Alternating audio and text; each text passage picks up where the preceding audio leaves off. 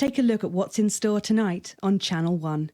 Kicking off our evening schedule is a retrospective of the best moments from Peter Clement's Just the Job, reminding us just how our new Prime Minister became so popular in the first place. Following that, at 9 p.m, Megan Wolfe sits down for an exclusive interview with former Prime Minister Jacob Hamilton-Mann in Truth to Power, and she'll be asking him where it all went so horribly wrong. I'll certainly be tuning in for that. Finally tonight at 10 p.m, it's a bit of escapism with Lawrence Blunderclatch's acclaimed action movie Bullet Man, taking us up to the National Weather Report and close down at midnight. But before all that, it's time to go over to Jeremy Donaldson for tonight's National Nightly News. Good evening, I'm Jeremy Donaldson. Our main headlines tonight. Destination unknown.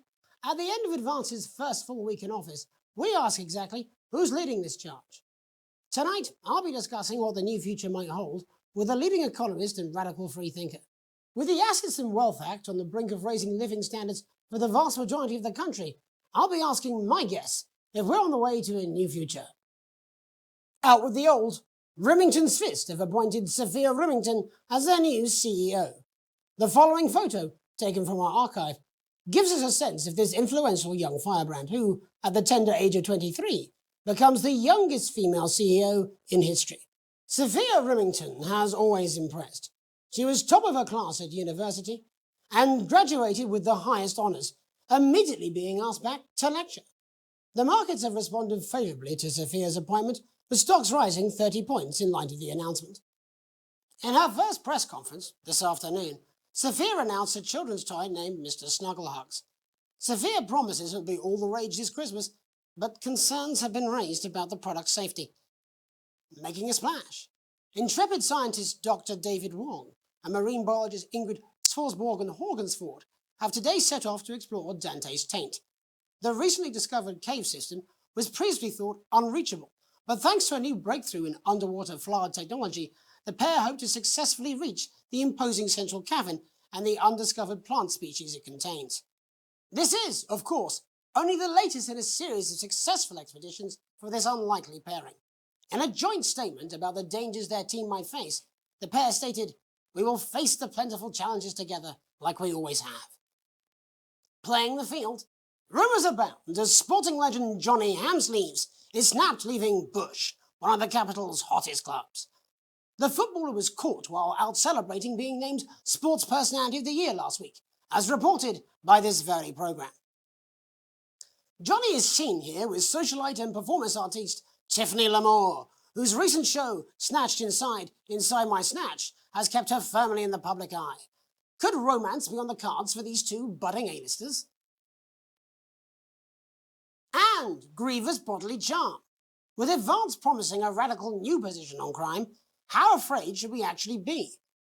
I'll be going live around the country to talk with people who've seen the criminal justice system from every perspective. With more and more powers passing to the police, and less oversight, are we using an Advance-shaped sledgehammer to crack a nut? All that, and Megan Wolfe with a group of young actors already in Wealth Act firsthand. They'll be talking and performing later. That's all coming up on tonight's National Nightly News. Seconds back, everybody. Quickly, please. We actually had to make the book indestructible.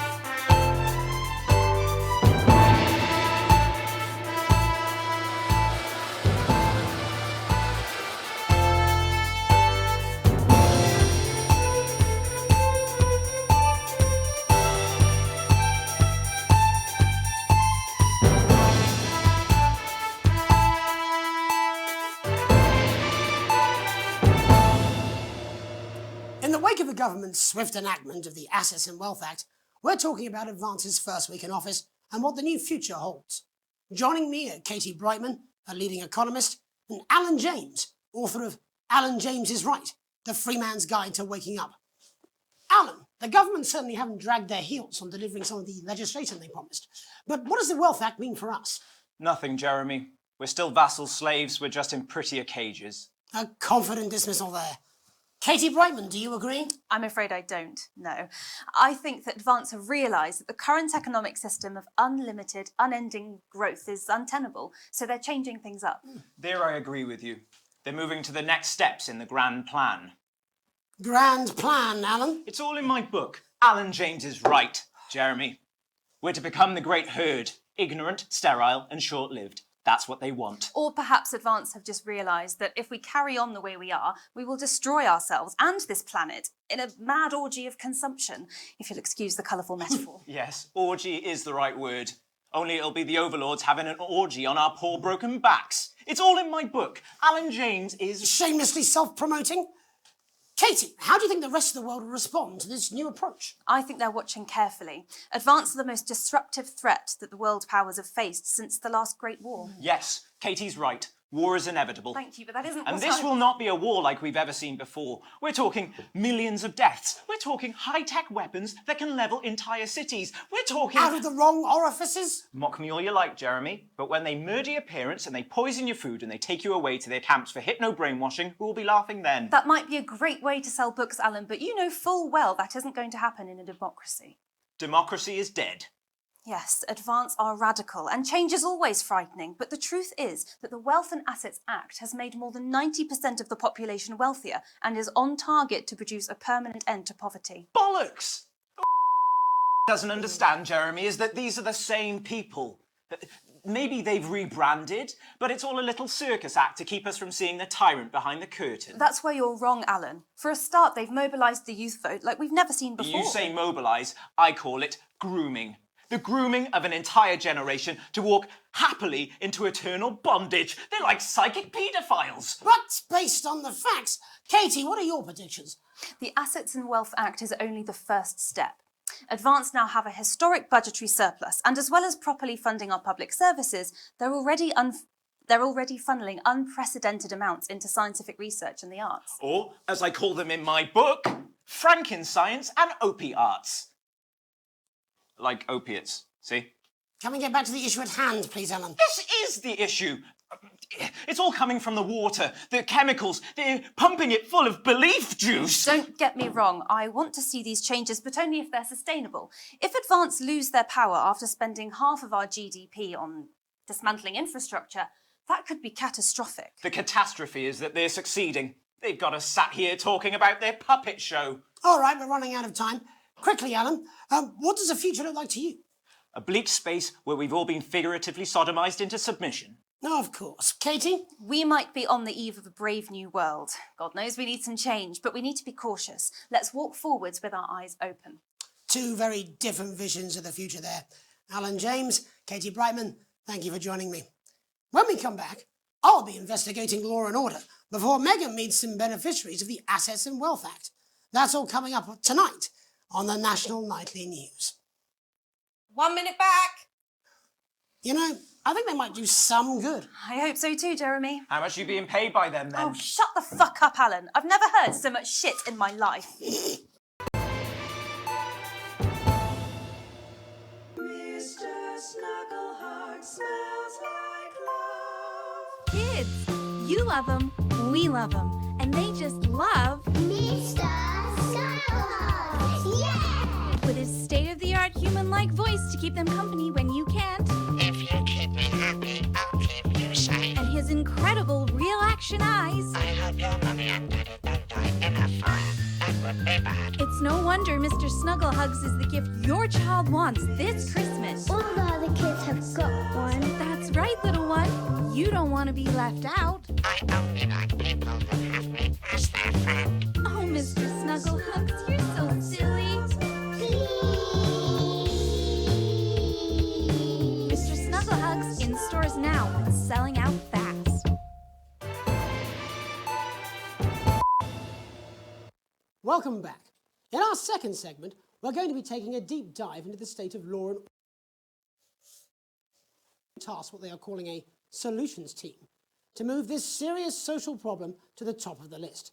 Tonight, we go behind the headlines to meet the people who live with the criminal justice system every day of their lives. First up, we have Gregory Judge, a lawyer who sees the problems close up on the front line. Can you hear me, Gregory? Yes, I've got you, Jeremy. Thanks for having me. What's it like on the front line of the hard face of the cold hand of justice? Well, as you can imagine, Jeremy, we are massively understaffed in this country. We're working every hour we can just to try and cope with the caseloads on our desks. Which must affect the quality of support you can offer. Well, we can barely keep up with demand, Jeremy. There just simply isn't enough being done at a systemic level to relieve the problem. Greg? We need more support from ministers. What are you doing? We need change at a structural level, I'm Jeremy. leaving, Greg. Not a good time, darling. It never is it? I'll be at my mother's. No, just hang on. The problem isn't a local one, Jeremy. It's nationwide. Just give me 5 minutes. I'm talking to Jeremy Donaldson. Oh, have you mentioned your affairs? No. Well, the affairs of the Justice Department that we should be concerned about. Hello, Mr. Donaldson. Hello, Mrs. Judge. We need legislation to relieve the pressure on our public Sorry servants. to interrupt the news, Mr. Donaldson. Can I have a moment to tell my husband I'm leaving him? Yes, I totally understand. Quite the picture of a burdened legal sector there. Gregory Judge, thank you for joining us. My Police Chief Constable Bob Peel, a man with a very different perspective on our nation's crime. Do you think there's a problem with the system, Bob? I'm sure we all do, Jeremy. I'm sure we all long for a return to the days when you could safely walk the streets of your community at night, looking in through windows and generally enjoying your neighbours without the risk of being terrorised by some thug with a knife. Or kosh. So you feel the streets simply aren't safe anymore? Where have we gone wrong, Bob? Well, that's not a simple question, Jeremy, but I think it all comes down to moral decay. We've diluted our culture and lost touch with what it means to be a citizen of this once great country. Also, as the vicar noted in Sunday's sermon, we probably shouldn't have banned hanging. And to what do you attribute this moral decay? Foreigners, gays and gypsies mainly. It's all in the Bible. Look, Leviticus clearly states that... Oh, bugger, hang on a moment. Jeremy, a bloody gimp's escaped. Delia, could you give me a little help, please, dear? As I was saying, Jesus didn't like immigrants much, did he? And just to be clear, you think it's the immigrants who are responsible for the moral decay? Absolutely, Jeremy. Back in your box, Clive. Back in your box. Delia, I really could use a little help with this. Oh, sorry, darling. I was spaying the badgers. Yes, I'm talking to Jeremy Donaldson. Clive, could you put him back in his box? Oh, Clive, you know it's Wednesday. You go back in your gimp space. And whose responsibility is it to make a change, Bob? Well, it is certainly not the responsibility of the decent, good, white people Darling, of this... where's the padlock? Oh, hold on just a moment. Oh, Clive, this simply won't do. Naughty boy. Mummy said Clive, I am not having this again.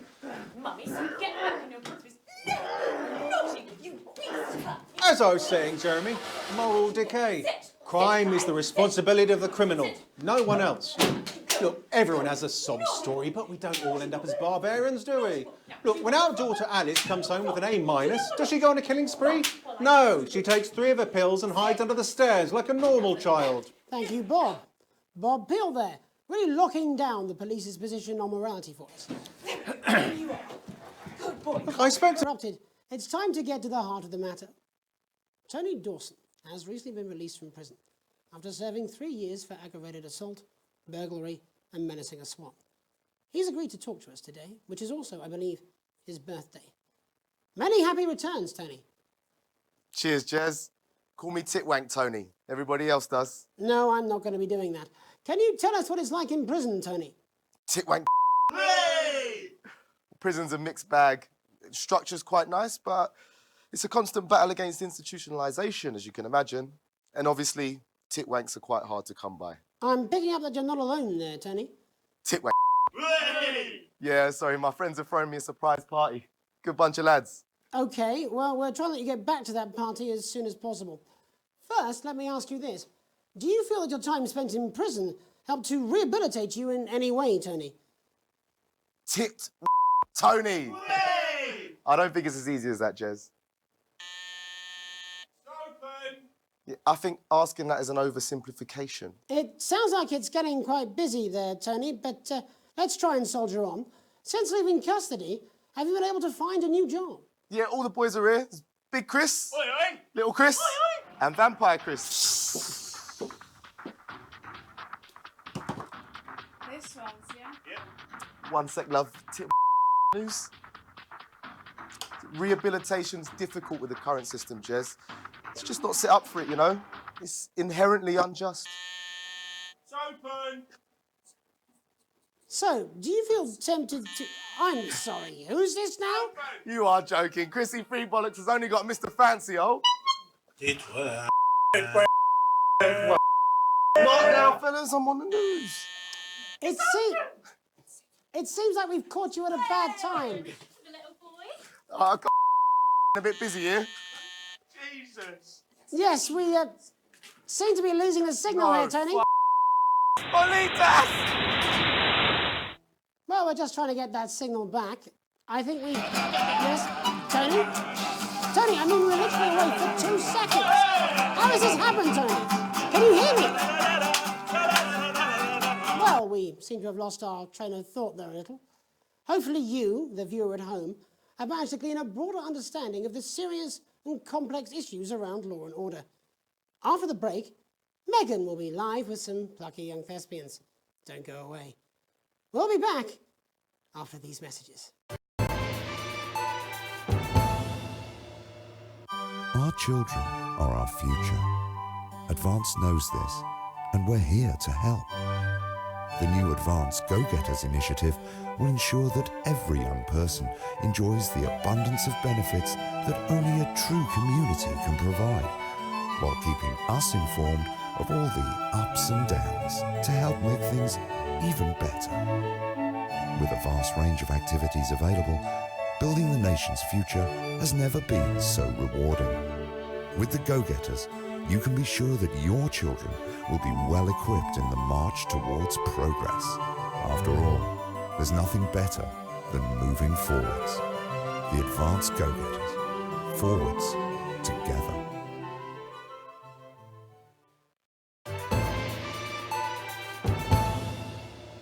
Welcome's Black, I'm Megan Wolfe, and on tonight's Culture Spot, I'll be chatting with one of the first beneficiaries of the Assets and Wealth Act, a team of inspiring young people from Scritchford Sixth Form College, who today received a grant from Advance to take their play, Hey, Friendship, on a tour of local secondary schools. Welcome to you all. Well, let's start with you two, Harriet and Charlotte Winstanley-Hamilton. Girls, you must be thrilled. We are, Megan. We're overwhelmed, to be honest. And I believe you two are sisters, is that right? Yes, Charlotte's my oldest. I'm the older, more popular one. Only joking. Harriet and Trey were really the ones who came up with the whole idea. So, Harry and I were shooting the breeze in the cafeteria, and I said, hey, let's actually do something. So I went to look for a drama teacher. But she'd been laid off due to budget cuts. Fortunately, I directed a pantomime when I was at university, so I knew the ropes, as it were. Right, yes, but you're the maths teacher, aren't you? Yes, that's me, Jeff Algebra, maths teacher. Maths is really important. Oh, thanks, Steve. Maths is really important. Yeah, thanks, Steve. As is theatre. It's one of the oldest art forms in history. Aristotle I believes just think that when we travel around all these problem schools and the poor kids see us, they say, hey, I really want to be like those attractive kids. And that's a very beautiful and powerful thing. We touch our audiences and they touch us right back. I suppose with a surname like Algebra, there was really only one choice of career for me. My wife, Angela, and I, we often laugh about it. Angela Algebra. Yes. We just want to bring a bit of song and joy into people's lives. and teach people about the difficult issues. The issues in the play are what really matter. And I think you're going to be showing us an extract from this play, aren't you? Yeah. That's right. To put into context, I play a young first year who's having some troubles at school. Her character doesn't actually have a name, yeah, because in a way she's like all of us. It's like a metaphor. Maybe she's you at home, or like maybe she's you, Megan. Maths is really important. Yeah, thanks, Steve. Put it in, coach. Yes, thanks, Steve. Right, well, I'm going to have a little chat with your teacher while you run off and get ready. I can't wait to see it. That's it, that way. So, Jeff, when did you first hear about the grant? 2 days ago. A letter from Advance arrived at the school. Now, the headmaster thought it was all a prank, but his secretary retrieved it from his bin and brought it to me. Wow, how did you react? I also threw it in the bin. But then Harriet and Trey rescued it, and they rang the number at the bottom of the page, and next thing you know, we're on tour. Wow. Well, I think we can all guess which way you'll be voting from now on. Do you know what? It's funny because Angela and I don't usually vote. We're not very political. I'm a mathematician, of course, and she's a paraplegic mainly, but we did used to watch that Peter Clements DIY show back in the day, and so we thought, why not? Let's have a go with this whole democracy thing. Okay. And here we bally well are. Good stuff. Fucking So, let's have a look at a short section of Hey, Friendship.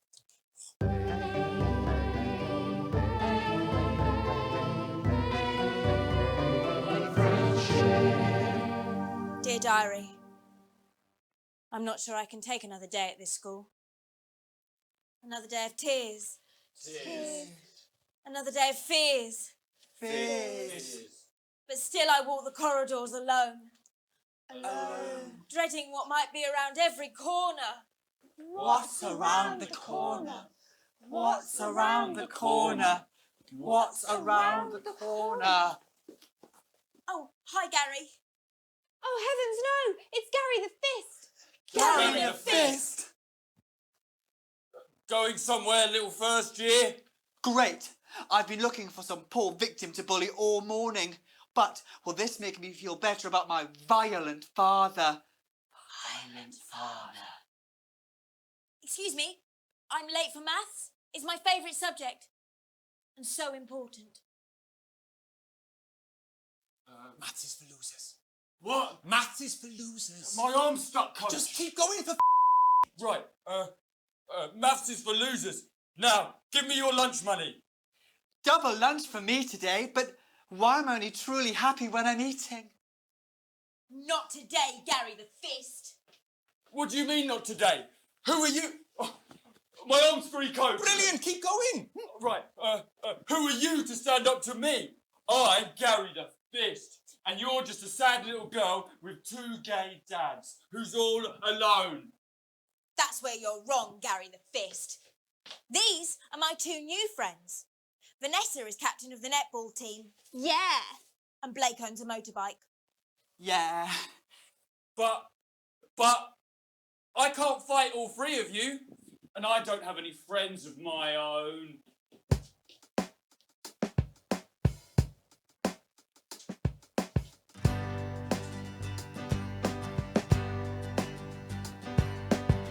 Take a look at me.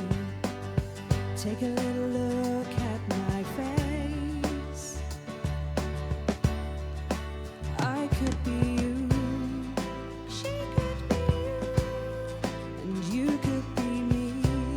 Or you could be me. Life can be peachy keen if you work as a team.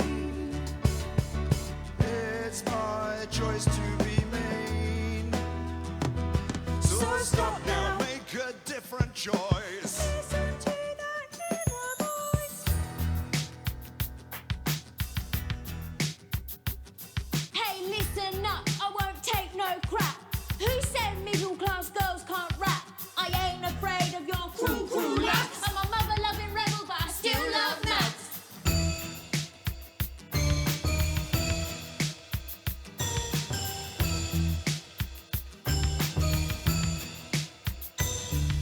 Hey, kids, I'm Gary the Fist. People think that folks like me probably shouldn't exist, but that's just prejudice, and I'd do better if you knew the way that I became Gary the Fist.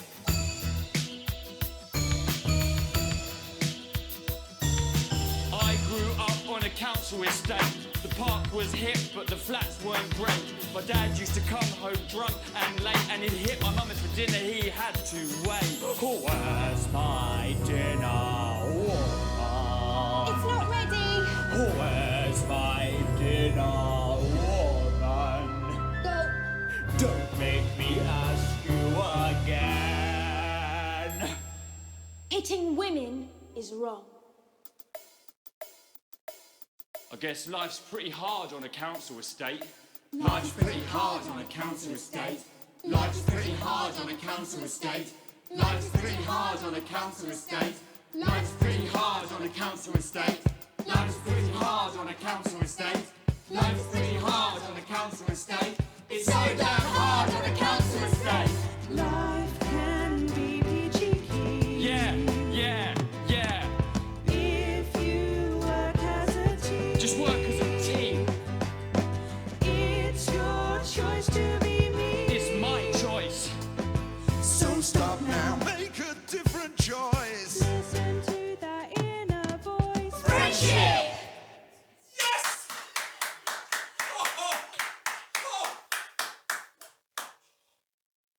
Well, thankfully that's all we have time for tonight on the National Nightly News. Join us tomorrow night for all the headlines from across the country. My name's Jeremy Donaldson. Have a peaceful night. And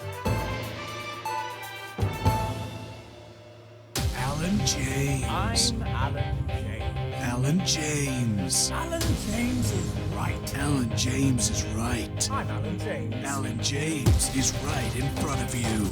I don't want to scare you, but you should be scared. There must be something in the food! I don't want to upset you, but you should weep for the world. They're gonna take your poor sweet grandma. And I don't mean to shock you, but You need to wake up! I'm Alan James, and I'll slap you so hard with the truth, you'll still be picking facts out of your face the following Wednesday. Alan James.